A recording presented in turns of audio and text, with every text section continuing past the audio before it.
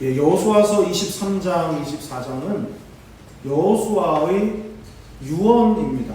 여호수아의 고별 설교입니다. 한 사람이 하나님께로부터 사명을 받아서 그 사명을 평생토록 완수하다가 이제 아버지의 집으로 돌아가는 그 길목에서 남겨진 사람들을 위해서 당부의 말을 전하는 이 고별 설교가 23장, 24장인데 이제 보면 알겠지만 고별 설교이지만 마치 유언과도 같은 그런 모양새의 그런 기능을 하고 있는 그런 말씀입니다. 여호수아 설교를 오늘이 이제 29번째거든요. 이제 다음 주면 이제 30번 하고 이제 딱 마치게 되는데 이 여호수아 설교를 마무리하는 단계 그리고 여호수아가 이스라엘 민족들을 향해서 유언을 하는 이 내용을 다루는 지금 이 시점에 공교롭게도 어느 한 유명 정치인이 죽음 그리고 그에게서 남겨진 그 유언 그것을 연결해서 생각해 보지 않을 수가 없었습니다. 부득이하게 고인의 유서에 관한 그런 내용을 언급하는 것을 양해해 주시고 한 가지 부탁드리고 싶은 것은 정치적인 관점으로 듣지 않으셨으면 좋겠습니다.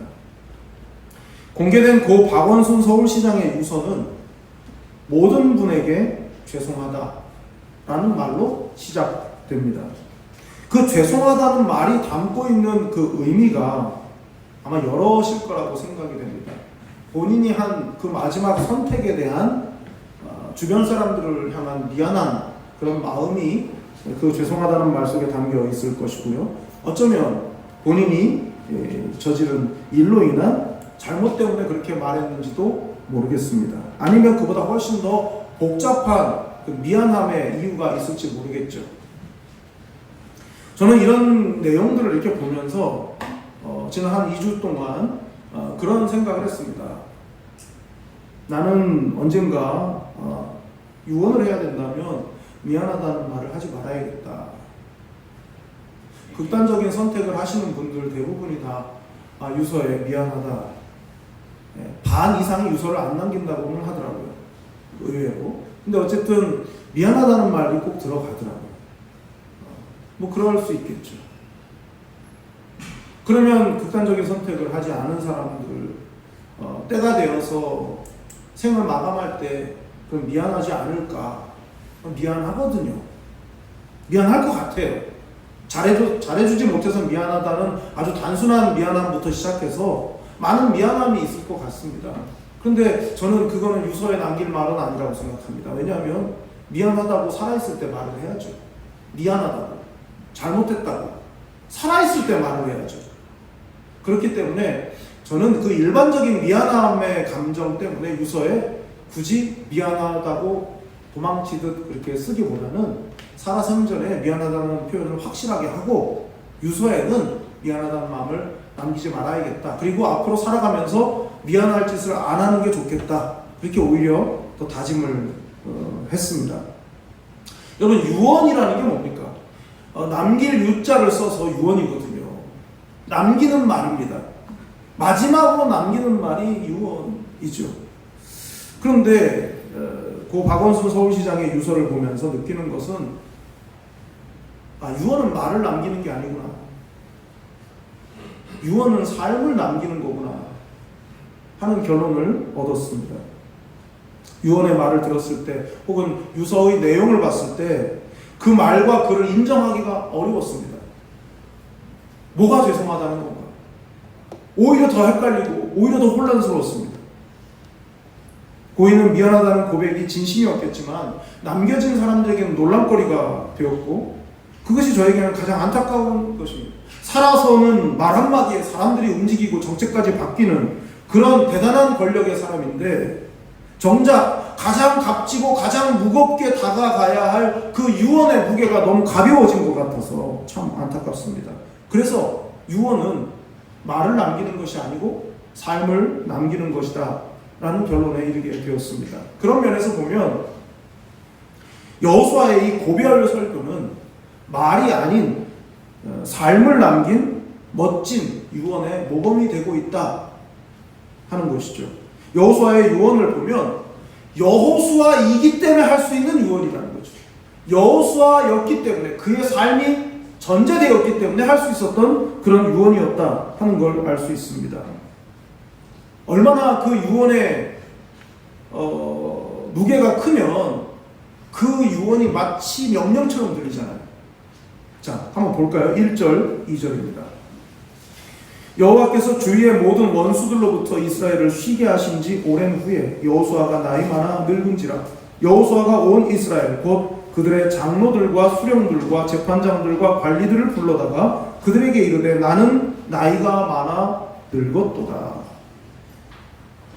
이스라엘 공동체 전체를 놓고 보면 이 유언을 한 시점이 안식하게 되었을 때, 1절에 있는 쉬게 되었을 때, 안식하게 되었을 때 이 유언을 했습니다. 이 여호수아라고 하는 사람 개인으로 봤을 때는 나이 많아 늙었을 때, 다시 말하면 인생을 마감해야 될 시기가 가까웠을 때, 전체적인 시기로 봐서는 안식할 때였고, 여호수아 개인으로 봤을 때는 그 여호수아의 인생이 저물어가는 때였습니다. 이 두 가지를 하나로 딱 합치면 뭐가 되겠습니까? 여호수아라고 하는 인물은 하나님의 백성들이 온전한 안식에 들어갈 때까지 쉬지 않고 하나님이 맡기신 사명의 길을 쉬지 않고 달려온 사람이었구나. 자신이 죽을 때까지 이스라엘 전체의 안식을 위해서 사명을 불태운 사람 여호수아였구나. 그 사람이 이제부터 유언을 남기는 거구나. 이제 이렇게 2절에서 3절로 넘어가는 것이죠.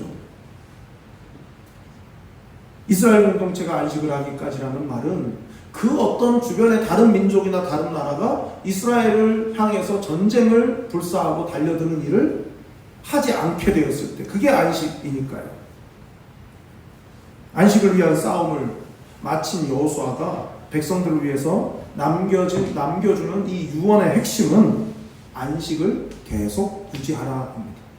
하나님이 주신 이 안식의 은혜를 계속 잘 유지 관리하라 하는 게 이 유언, 고별 설교의 핵심이다라고 할 수 있습니다. 오늘 이 여호수아에 남긴 이 고별 설교이자 유언을 함께 살펴봄으로 해서 참 안식을 얻기 어려운 이 세상 속에서 우리가 어떻게 하면 하나님의 안식을 계속 유지할 수 있는가에 대한 답을 찾는 시간이 되기를 바랍니다. 안식을 유지하기 위해 필요한 첫 번째는 하나님을 가까이 하라 하는 것입니다.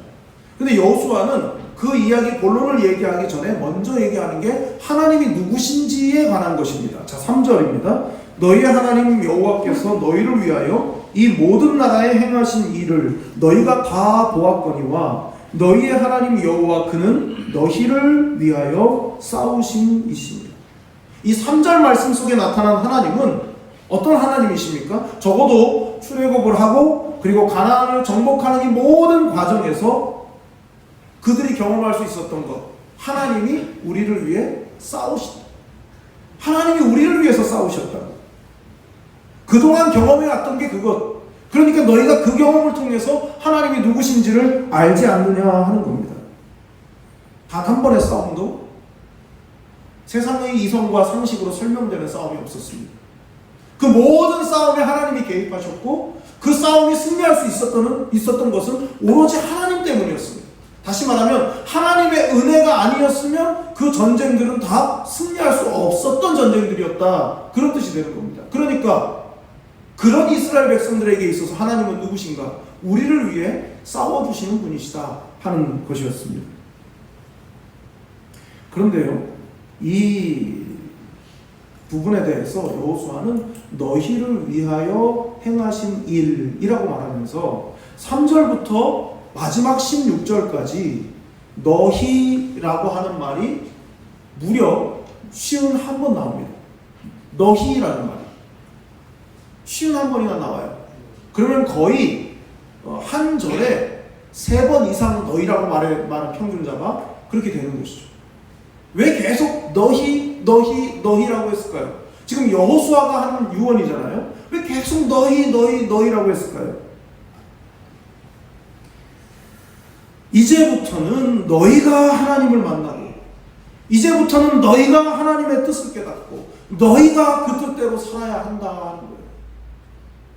이제 나는 모든 사람이 모든 세상이 가는 길로 나는 갈 것이기 때문에 더 이상 내가 너희와 하나님 사이에서의 어떤 중재자 역할을 할 수 없기 때문에 이제 너희가 하나님을 만나고 이제 너희가 하나님의 뜻을 깨닫고 이제 너희가 하나님의 뜻대로 살아야 이 안식이 유지되는 거야 라고 지금 여호수아가 말하고 있는 겁니다.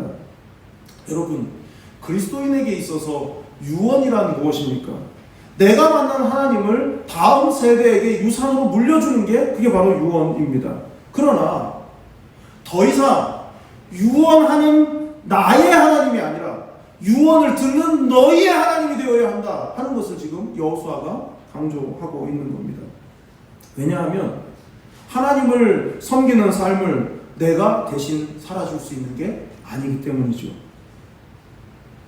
내 아버지의 하나님, 여호수아의 하나님, 여호수아가 섬겼던 하나님이 아니라 내가 믿는 하나님, 나를 위해 싸워주시는 하나님, 나에게 말씀하시는 그 하나님으로 믿어야만 하기 때문에 여호수아는 말끝마다 너희라고 지금 말하고 있는 것입니다. 너희의 하나님.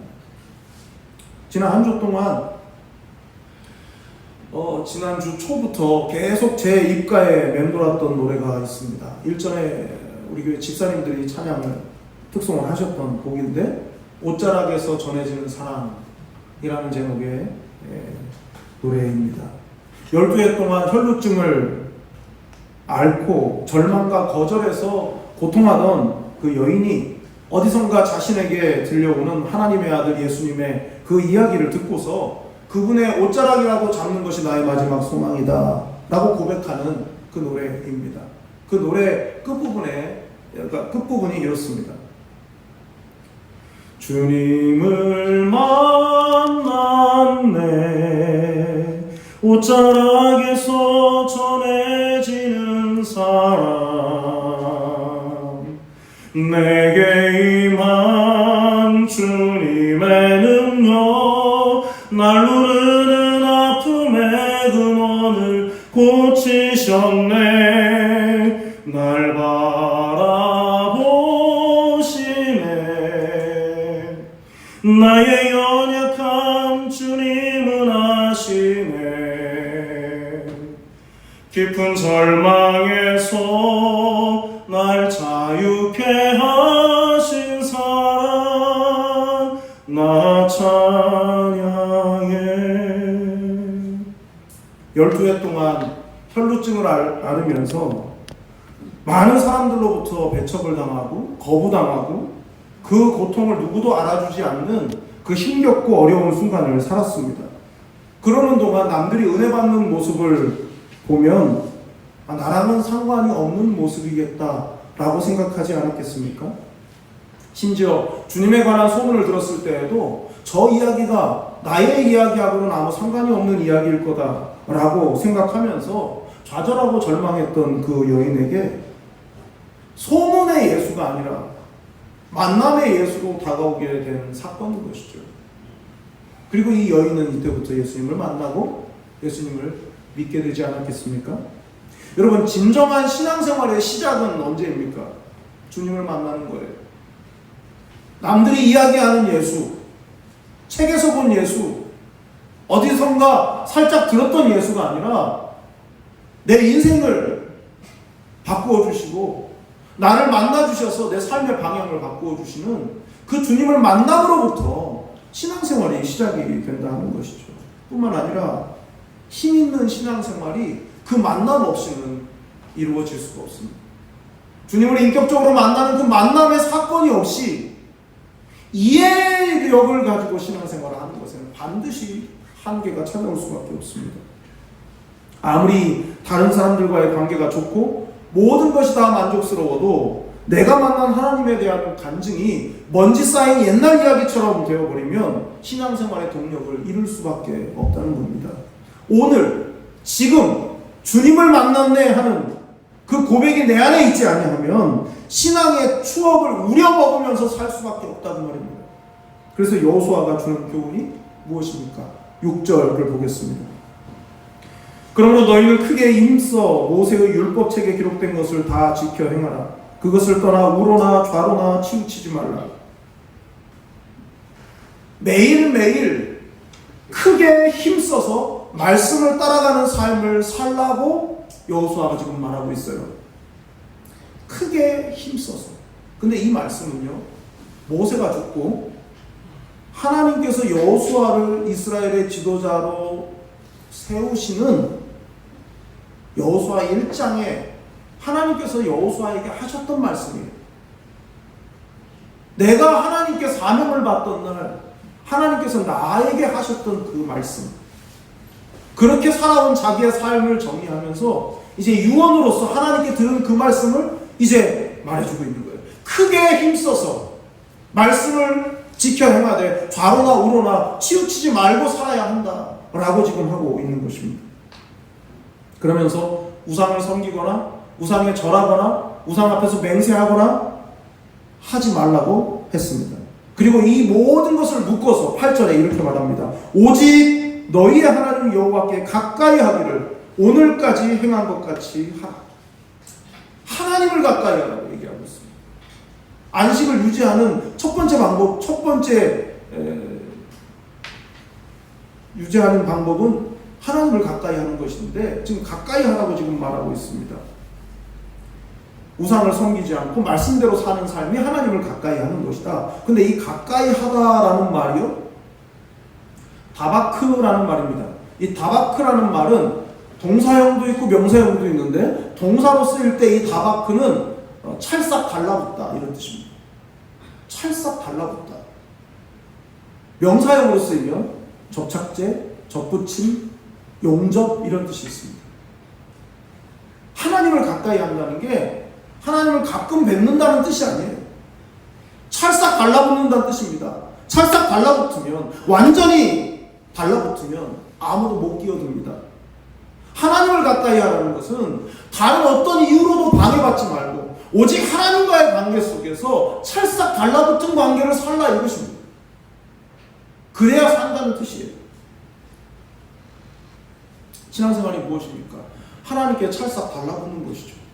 하나님께 완전히 접붙임이 되어야 바른 신앙생활이 가능합니다. 여호수아는 자신이 없는 세상에서도 이스라엘 공동체가 하나님께 찰싹 달라붙은 그런 삶을 살기를 너무도 바랬던 것이죠. 여러분은 어떠십니까? 여러분은 하나님을 가까이 하고 살고 계십니까? 다른 것들이 끼어들지 못하도록 하나님께 찰싹 붙어 계십니까? 하나님을 가까이 할 만큼 나의 하나님이라고 하는 간증을 가지고 계십니까? 주님을 만나시기 바랍니다. 누군가의 하나님이 아닌 나의 하나님으로 주님을 만나시고 그 능력을 경험하실 수 있기를 바랍니다. 진정한 안식은 주님을 나의 주님으로 가까이 하는 사람들에게 주어지는 은혜인 줄 믿습니다. 두 번째로 생각해 볼 안식을 유지하기 위해서 필요한 것은 하나님을 사랑하는 것입니다. 9절과 10절 내용은 앞의 내용하고 비슷하고요. 하나님께서 이스라엘과 함께 싸우시기 때문에 누구도 이스라엘과 맞서지 못한다 하는 그런 말씀입니다. 자, 11절 보면요. 그러므로 스스로 조심하여 너희의 하나님 여호와를 사랑하라. 조심하여라는 동사와 사랑하라는 동사 두 개의 동사가 나와요. 사랑하라는 명령을 하기 위해서 조심하여를 지금 말하고 있기 때문에 이 사랑하라는 것이 더 강화가 되고 있죠. 조심하여 사랑하라. 저희 부부하고 30년 지기 친구가 있거든요. 가끔 몇 달에 한 번씩 만나는데 이제 그 집에 가끔 놀러 갈 때가 있어요. 그 집에 놀러 가면 여름이라고 하는, 이름이 여름이에요. 여름이라고 하는 말티즈가 있습니다. 하얀 말티즈가. 저를 너무 좋아해요. 거의 미쳐요, 저를 보면. 제가 자주 가거나 무슨 먹이를 자주 주거나 그런 게 아닌데 제가 가면은 난리가 납니다. 거의 자기가 사람인 줄 알아요. 서서 압수하려고 해요, 저한테. 근데 이 하얀 말티즈가요, 저를 보면 너무나 좋아해가지고 흥분을 못 가라앉히다 보니까 제 바지가랑이에다가 오줌을 지래요. 저는 그 조그만 게 너무 부담스러워요. 지 혼자만 좋은 거죠. 저는 부담스러워요. 제가 이렇게 쓰다듬어 주거나 좀 그렇게 긁어주거나 그러면 막 막 좋아서 막 핥고 막 그러는데, 예, 거기까지는 좋은데 오줌을 지리니까 아주 좀 난감하고 정말 부담스러워요. 사람한테서도 못 느낀 부담스러움이 그 녀석한테 있어요. 여러분, 이제 중요한 게 그거예요. 제 마음은 아랑곳하지 않고 지 혼자 좋아하는 거예요. 이건 도를 넘어서는 이건 사랑도 아니고 조심하는 것도 아닌 거예요. 여러분, 하나님께서 지금 여호수아가 우리를 향해서 말하는 것이 뭐냐면 조심하여 사랑하라는 겁니다. 하나님의 마음은 상관도 없고 그냥 나 혼자 좋아가지고 하나님을 막 좋아하는 건 하나님이 원하시는 사랑이 아니에요. 조심하여 사랑하는 겁니다. 조심하여. 이 조심하여라는 말이 샤마르라고 하는 말인데, 이 샤마르라는 말은 영어로 하면 킵입니다. 킵. 유지하고 지키고 조심하고 이런 뜻이에요. 그러니까 하나님을 사랑하는 게 그러해야 한다는 겁니다. 하나님의 마음을 살피면서 내가 하나님을 향해서 가지고 있는 이 사랑이 하나님을 불편하게 하는 사랑이 되지 않는지를 점검하면서 하는, 말하자면 막무가내가 아니라 애지중지의 사랑이어야 된다 하는 것입니다. 따라서 하나님을 사랑하는데 샤마르 한다는 것은 하나님의 마음을 살피면서 사랑하는 걸 말합니다. 나만 좋으면 돼가 아니라 하나님께서 기뻐하시는 것이 무엇인지를 살펴가면서 하는 사랑이어야 한다 하는 뜻입니다.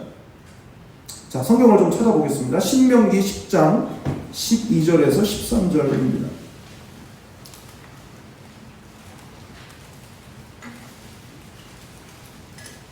신명기 10장 12절에서 13절 말씀입니다.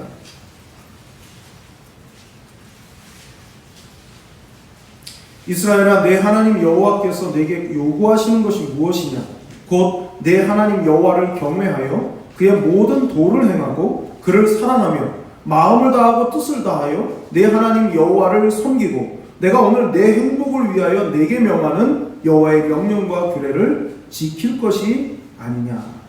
하나님께서 우리에게 요구하시는 것이 뭐라 했습니까? 하나님을 경외하고 하나님의 말씀을 따라 살고, 하나님이 내게 명령하신 이유가 나의 행복을 위함인 줄 알고 그 명령을 지키는 거라고 했습니다.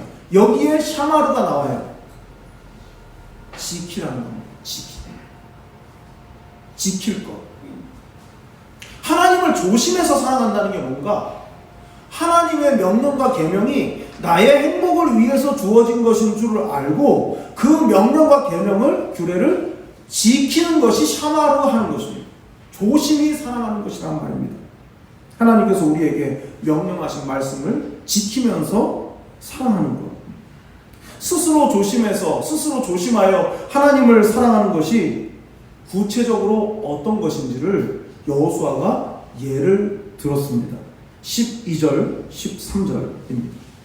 너희가 만일, 오늘 본문 12절, 13절입니다. 너희가 만일 돌아서서 너희 중에 남아있는 이 민족들을 가까이하여 더불어 혼인하며 서로 왕래하면 확실히 알라. 너희 하나님 여호와께서 이 민족들을 너희 목전에서 다시는 쫓아내지 아니하시리니 그들이 너희에게 올무가 되며 덫이 되며 너희의 옆구리에 채찍이 되며 너희의 눈에 가시가 되어서 너희가 마침내 너희의 하나님 여호와께서 너희에게 주신 이 아름다운 땅에서 멸하리라.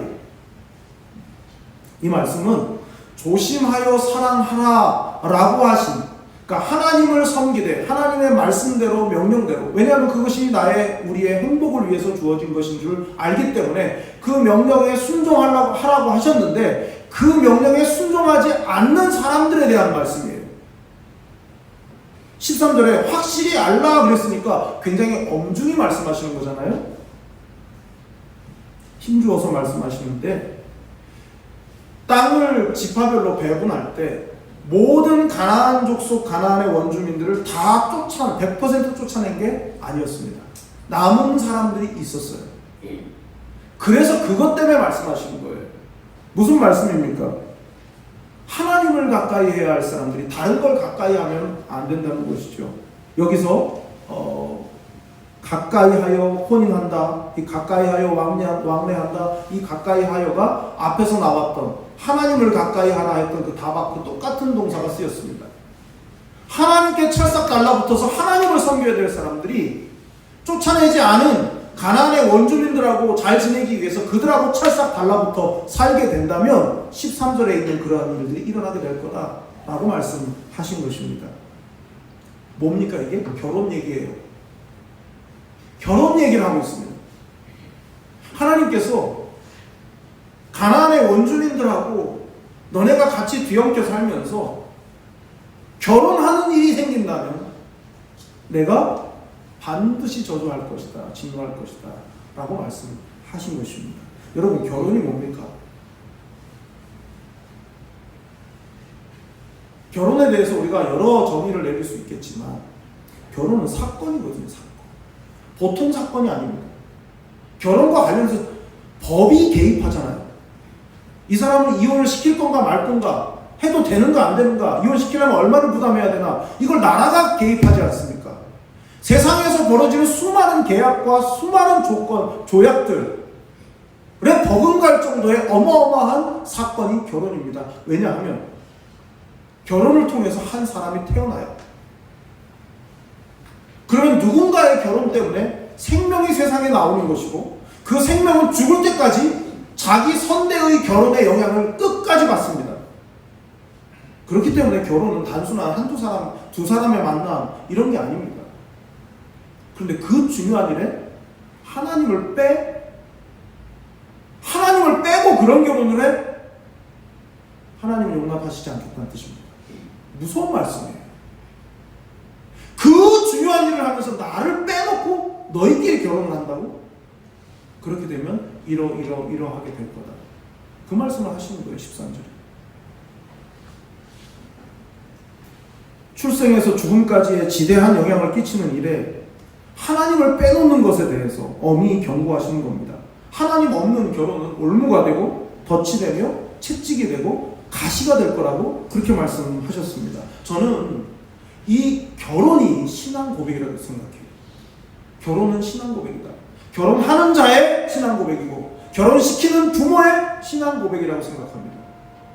이건 굉장히 중요한 사건인 것이죠. 누구랑 어떻게 결혼을 하는가, 그것이 그 사람이 하나님을 어떻게 대우하고 있는가로 나타나기 때문에 결혼은 신앙 고백인 겁니다. 솔직히 저는 이 설교를, 오늘의 설교를 들으시는 분들 중에 마음이 불편하실 분들이 계실 거라고 생각해요. 이미 결혼을 안 믿는 남자랑 한 분, 이미 자식을 안 믿는 사람하고 결혼시키신 분, 부담스러우실 건데 제가 인간적으로는 죄송합니다. 그렇지만 어떻게 하나님을 빼고 결혼을 시키냐? 이건 안 될 일입니다. 신자라면 안 되는 거예요. 반드시. 그렇기 때문에 혹 이미 결정이 났고 이미 결혼을 하고 시키셨다면 후손의 결혼에 대해서 관심을 가지십시오. 그리고 이미 결혼시킨 사위든 며느리든 주님을 안 믿고 있다면 그분들을 평생 여러분이 짊어지시고 기도하십시오. 그 영혼의 구원을 위해서. 부담을 좀 가질 필요가 있기 때문에 제가 이렇게 말씀을 전합니다. 안 믿는 100점짜리 사윗감을 포기하고 믿는 80점짜리 사윗감을 맞을 수 있는 그런 믿음이 있으시기를 바랍니다. 여러분 20점은 잃어버리는 20점이 아니거든요. 하나님께서 채워주시는 20점이거든요. 여러분, 이스라엘에게 20점이 뭐겠습니까? 남은 가나안 사람들이에요. 하나님께서 이렇게 말씀하고 계시는 거예요. 야, 너 그 20점 잃어버리지 않으려고 결혼시키고 말이야. 그렇게 하면 내가 그냥 두고 보지 않을 거야. 그런데 만약에 너희가 그 20점 잃어버린 셈 치고 조심히 사랑한다면 나를, 그 20점은 내가 채워줄게. 이게 하나님 마음 아니시겠습니까? 여러분, 이게 꼭 결혼만 그렇겠습니까? 우리가 인생살이를 하면서 수많은 거래와 계약과 약속과 인간관계 속에서 손해를 볼 것인가 말 것인가를 내가 선택하기에 달린 경우들이 얼마나 많습니까? 그때 믿음의 선택을 하고 손해보는 것을 선택하면 하나님께서 그 손해를 보상해 주시지 않겠습니까? 본문에 남아있는 민족들, 이 20점짜리 이 민족들, 그들의 비위를 맞추고 그래서 그들하고 잘 지내야 되니까 결혼시키고 이렇게 하는 것이 망하는 길이라고 말씀하고 계시는 겁니다. 이스라엘 사람들이 내내 후회했던 민족적인 재앙과 멸망, 이 모든 것들의 시작이 뭐였습니까? 결혼이었어요. 솔로몬이 정략 결혼을 계속 남발하면서 솔로몬의 그런 선택 때문에 결국은 북이스라엘과 남유다로 쪼개지게 되는 거 아니겠습니까? 여러분 삼손 아시죠? 삼손도 이방 여인을 품에 안았기 때문에 망하는 길로 간 겁니다. 가장 대표적인 사람이 누굽니까? 아합 왕이에요. 아합 왕. 아합 왕이 이세벨을 선택합니다. 그러면서 아주 빠른 속도로 이스라엘은 타락해갔고 하나님께서 그를 보면서 북이스라엘 멸망하시기로 작정하셨습니다. 결혼은 육적인 결합을 넘어서 영적인 결합입니다. 삼투합 현상 아시죠? 삼투 현상. 농도가 낮은 것이 농도가 짙은 쪽으로 이렇게 가게 되는 거. 저는 결혼 관계가 그렇다고 생각해요. 두 사람이 다 믿든 다 안 믿든 어느 한쪽만 믿든 이건 똑같다고 생각합니다. 영향력이 어디로 가는가? 내가 예수님을 열심히 믿고 있고 내 남편은 안 믿는데 이 남편은 내가 신앙생활하고 교회 다니는 것에서 별 관심도 없고 뭐 특별히 제재하지도 않고 뭐라 하지도 않아요. 그러면 나의 영향력이 이 사람을 끌고 갑니다. 교회를 안 다니고 예수를 안 믿어도 마음이 말랑말랑해져 있어요. 이 영향을 받는 거죠. 농도가 이쪽이 짙으니까. 근데 반대의 경우 내가 예수님을 믿고 있는데 내 배우자가 내가 예수 믿는 것을 너무 싫어하고 이쪽이 농도가 더 짙으면 아무래도 내가 그쪽에 딸려가게 되어 있습니다. 근데 이걸 안 딸려가게 하려고 하다 보니까 신앙생활이 굉장히 힘들 수밖에 없는 거예요. 같이 믿어도 마찬가지입니다. 신앙의 색깔을 더 농도가 짙은 쪽을 따라가게 되어 있습니다. 이분이 비판적인 게 강하면 비판적이 돼요. 이분이 너그러우면 또 너그러운 신앙생활을 하게 됩니다. 그렇기 때문에 이 삼투 현상이 상당히 설명하기 좋은 예가 된다라고 생각을 합니다. 하나님께서 사랑하시는 사람의 삶은 모든 선택의 중심에 하나님이 있어야 되는 것 아니겠습니까? 그렇다면 결혼 관계도 다 똑같은 것이고 그 과정도 역시 마찬가지여야 할 것입니다. 여러분은 어떠십니까? 여러분은 믿음에 있어서 배우자에게 영향을 주는 쪽이십니까? 아니면 받으시는 쪽이십니까? 하나님을 조심하여 사랑하라 하는 이 명령에 지금 여러분은 순종하고 계십니까? 여러분의 또는 여러분의 자녀의 결혼을 위해서 어떤 준비를 하고 계십니까? 결혼은 양손을 마주잡고 서로 쳐다보는 것이 아닙니다. 한 손씩 붙들고 하나님을 향하고 하나님을 바라보는 것이어야 합니다. 서로에게만 집중하는 것이 올무가 되고 덫이 되고 채찍이 되고 가시가 될 수 있습니다. 지금 여러분의 가정이나 자녀 세대의 가정이 하나님을 조심하여 사랑하는 그런 가풍을 만들고 그 가풍이 계속 대물림되는 은혜가 있기를 바랍니다.